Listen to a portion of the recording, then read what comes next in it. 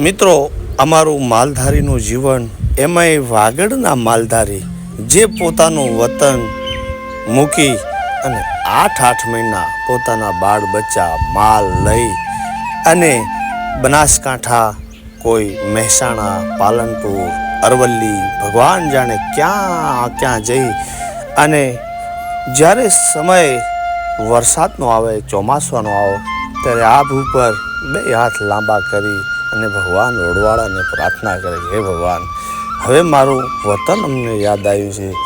અને જ્યાં મહારાજા મેરામણ વરસાદની મેર થઈ જાય અને એમના ચહેરા ઉપર જે સ્માઇલ આવે ખરેખર, અને વતન, પોતાના વતનમાં એ નદી નાળાને વરસાદ બહુ થયો હોય ત્યારે એમને 100, 200 કે 500 કિલોમીટર કાપી નાખવા પણ પોતે હસે હસે પોતાના વતનમાં આવે.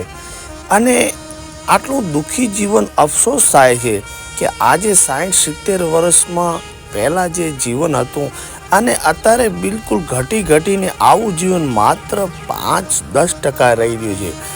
તો આવા ચિત્ર જોઈને ખરેખર અમુક વાતના આપણને અફસોસ થાય છે અને અમુક વાતને એમ થાય છે કે હવે શાયદ 10-20 વર્ષ પછી તમને આવું ચિત્ર ક્યાંય જોવા નહીં મળે. એટલે આવા ચિત્રો જાણે અંતિમ વેળા, પોતાને જાણે છેલ્લી ચરણ ઉપર હોય એવા અદ્ભુત ચિત્રો છે.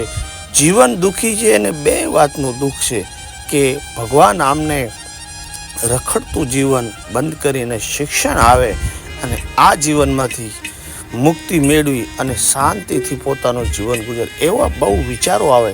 પણ ક્યાં ને ક્યાં આવું જીવન અમે વિતાવ્યું છે. એટલે આવા ચિત્રો જોયા પછી એ ચિત્ર બસ જોયા કરીએ દૂર સુધી, જ્યાં સુધી નજર પડે ત્યાં સુધી બસ જોયા જ કરીએ. કેમ કે હવે આવનારો સમય અને આવનારી પેઢી કદાચ આવા ચિત્રો કોઈ કિંમતે જોવા નહીં મળે. એટલે મન ભરી અને માણી લઈએ. અને આ જે અમારા માલધારી સગા સંબંધી એ જઈ રહ્યા છે વાગડની વાટેવાલા. જય વડવાળા.